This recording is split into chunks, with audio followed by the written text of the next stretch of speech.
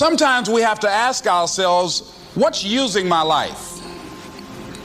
Heard a guy give a lecture one time that says, we are today what we were when. And he was talking about the fact that we, to a great extent, behave, think, react because of some previous experience that we've had. One of the things that we know about life is that it is always changing. Sometimes you're up, sometimes you're down. Sometimes things go real well, and sometimes they don't. Sometimes you're happy, and sometimes you're sad. Now that's that thing called life. And when we begin to understand and know that, accepting that reality that we will never ever have things just on an even keel all the time, that you're going to have some ups and you're going to have some downs, but during those down moments, that's where the growth takes place. That's where the work is. See, anybody can feel good when they have their health, their bills are paid, they have happy relationships, business is successful. Anybody could be positive then. Anybody can have a larger vision then. Anybody can have faith under those kinds of circumstances. Am I correct? See, but the real challenge of growth, mentally, emotionally, and spiritually, comes when you get knocked down. Somebody said that adversity introduces a man to himself or a woman. How you handle it, that's where the growth takes place. When I was facing some challenges, I had a guy say something to me, and I suggest this is one of the first things that you want to do when you're facing a challenge. You want to get unstuck. Evaluate where you are. Look at it, assess yourself. Assess yourself and assess the situation. What brought you there? What role did you play? Earl Nightingale had a saying I like. He said, all of us are self-made, but only the successful will admit it. What has brought you to this point? What did you learn from it? Are you learning anything, or are you doing it over and over and over again? Somebody said that insanity is doing the same thing in the same way, expecting a different outcome. Are you going through it, or are you growing through it? Are you bigger and better because of it? Because it's not going to leave you until you grow through it. I was going through a major challenge in my life that was wearing me out, that was using me. You see, your mind is when you go into a service station to get gas, you don't go in there and just start pumping. When you push the lever up, it clears the previous bill. By the same token, if you want to begin to move, you've got to clear your mind of all the unnecessary luggage and baggage that's weighing us down. I couldn't move, I couldn't think about what am I going to do to get out of this situation, because I was so concerned about what happened and what he did to me and how bad it was. I was so stuck in that I couldn't even focus on what I should have done. Feeling sorry for myself and angry, and none of that was taking me anywhere. So pretty soon I learned through effort, made a conscious, deliberate, determined effort. I had to let it go. I had to forgive it. Let it go and begin to focus on developing myself. And I say to you, you're going to have people to do things to you. Things are going to happen to you. And the most important thing to do is to harness your will and let it go and move so you can grow, so you can get on with your life. It doesn't matter about what happens to you. What matters is, what are you going to do about it? All of us have experienced some tragedy, and if we haven't, we will. And you can either let it destroy your life, or you can build upon it. You can permit it to let it hold you down, or you can decide, I'm not going to let that happen to me. I'm bigger than this. Make a declaration to yourself. Declare all out war that you're going to get out of this rut. I don't care how good you are. I don't care how talented you are. I don't care how much you work on yourself. There are some times when things aren't going to go right. They just are not going to go right. There are times when anything that can happen will happen. Murphy's Law will be knocking at your door. Why? I don't know why. That's called life.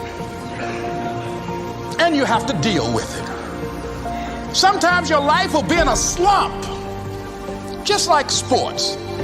Some of the best shooters can't hit baskets different times in games. They get in a slump. Do they sit on the sideline and say, I just didn't hit a basket today? No, they continue to execute. I suggest to you that if you are facing a challenge, don't stop. Stay busy. Work your plan. Continue to do those things that you know that work for you after you have evaluated yourself in the situation. Continue to move. Stay busy, stay busy, stay busy. Find somebody that you can help so you can forget about you for a moment. See, sometimes the best thing to do is to be. Sometimes you have to just back up and go within yourself. A bow and arrow, you can't take a bow and just push it out an arrow. You just can't push the arrow out. You have to pull it back and then release it. Sometimes you have to back up and go within and pray and meditate and recharge your batteries. Go away, clear your head, and then come back and look at it from a different vantage point. Don't operate while you're under the spell or the effect of what's going on. Next thing is that you've got to activate the thinker in you.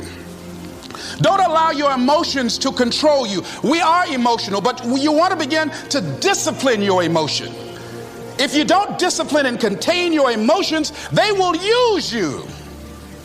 Your mind goes on automatic, just like a guard. You know, I loved reading the book called As a Man Thinketh by James Allen. He uses the analogy of the mind being like a garden. You know, weeds don't have to have any encouragement to grow. You don't have to water them. They don't have to get sunshine. They don't have to have fertile ground. They will grow through the cracks of a sidewalk. Am I right?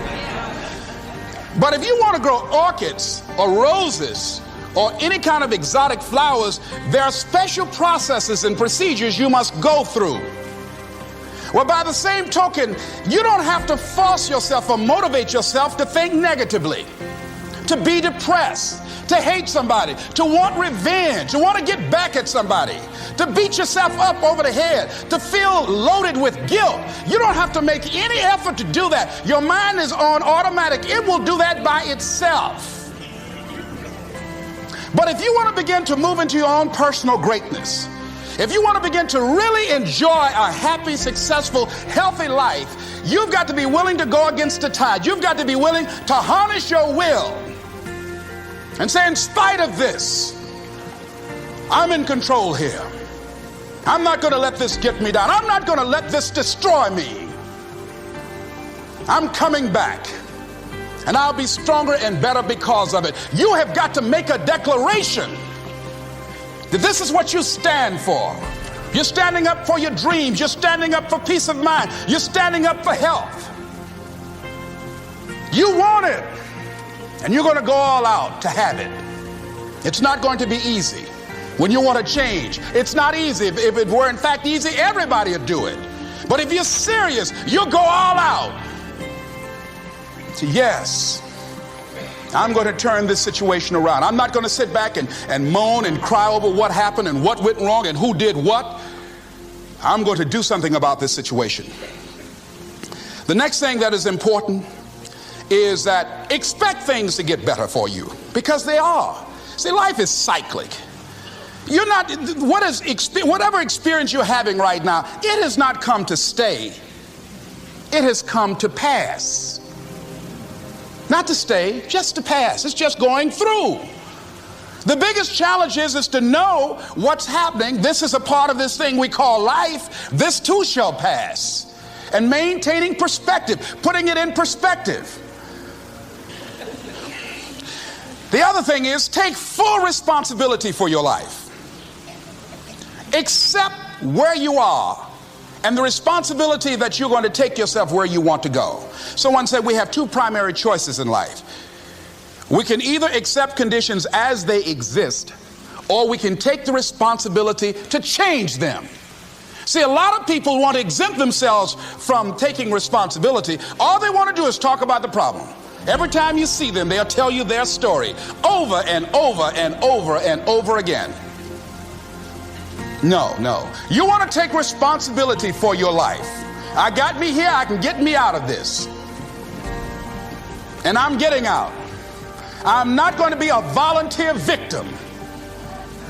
George Bernard Shaw said there are two kinds of people in life.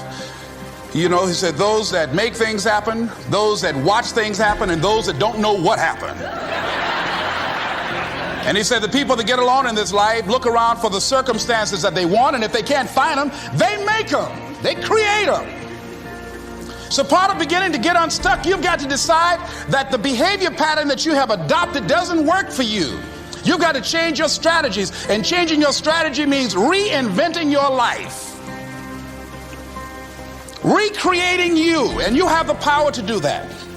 You can decide that you're going to change, that you're not going to be a wimp.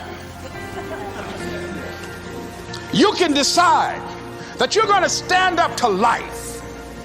You can decide that I'm going to live each day as if it were my last. You have the power to make that decision. You can decide I'm going to work on myself and develop myself. I'm going to empower me. And all of these things that are happening to me right now, they're just temporary inconveniences. They're not stronger than I am. I'm in charge here.